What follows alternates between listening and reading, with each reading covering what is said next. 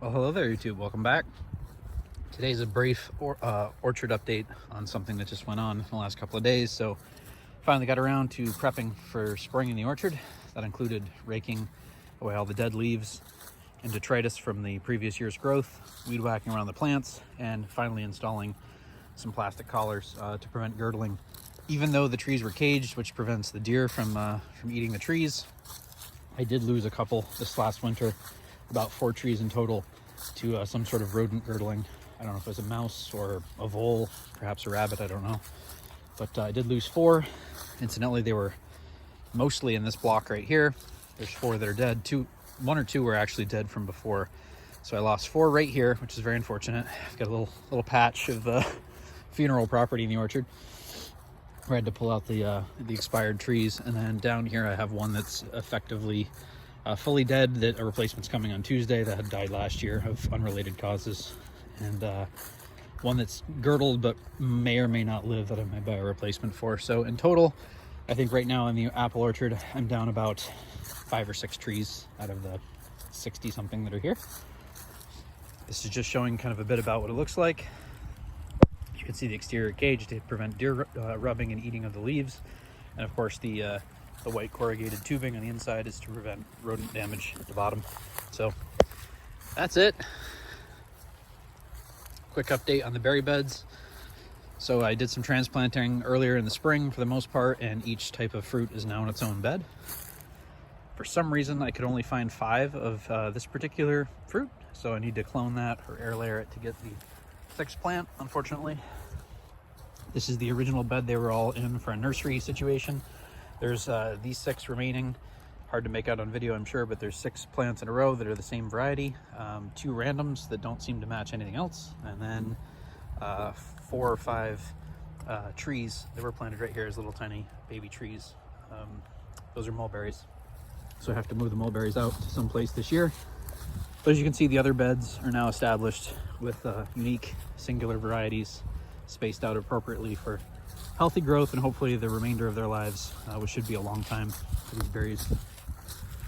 This bed needs some maintenance work. Big storm and some tractor related activities took out the post on the side, so I gotta go make another one. Have to get over to the hardware store and fix that to get that bed going again.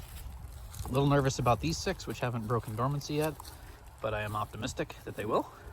So these 6 are doing okay. They've definitely broken dormancy. They're starting to put on some growth, especially with the rains that are actually happening right now. As a matter of fact, it's raining. Then these 6 are also broken dormancy. I need to do a little weeding in there, but everything has survived the transplant of early spring, and everything looks like it's growing and putting on size, so that's good. So again, this is the apple orchard. This is the section where 4 trees are dead. Every one of those little white stalks is a trunk. Most of them are pretty high. A few of them had to be stubbed off a little lower than I'd like. For instance, this poor tree, it's very short, but it's the natural growth point for it. For at least this season, I might make a new leader out of it and then stub it off again next year, setting the tree back a few years, but at least it's alive. So yeah, spring in the orchard, part 2, I guess. And I will order the remaining trees. In some cases, the trees needed a new central leader because they were girdled off at a really low height. So I've established a new leader. I've left a nursery trunk on the side just for this season while this new leader takes off. Hopefully I'll prune these back a bit, the taller ones, and then over time I'll actually straighten out the remaining central leader. The lower trunk that was left there, lower branch that was left there, that's too thick to bend and move easily. So unfortunately it'll have to go, and I think it needs the leaves for the season to put on more roots. There are a few trees in the orchard that are making me a little nervous. Trees like this where I see just the earliest sign of growth right now, but it's a little late. I would have thought that it would have pushed some leaves by now. So I don't know if those trees are just a little behind the others. But in this case, I do see some growth, and it has been raining the last few days. So I'll give it another 2 weeks before I determine if anything has not survived from just winter conditions. But all in all, I did that with the apple orchard. I've done all of the new plantings I've done this year have the new rodent girdling collars put on, in addition to the fencing and the mulch. I'm going to retrofit the remainder of the stone fruit orchard probably this week or this weekend, if I maybe take a day off on Friday or something.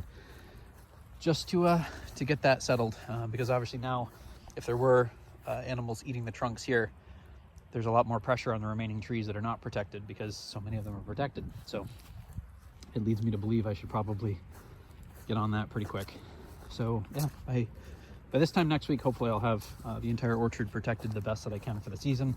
The only task remaining that I know of is really just fertilizing. And so that's that in the orchard. Thanks for watching.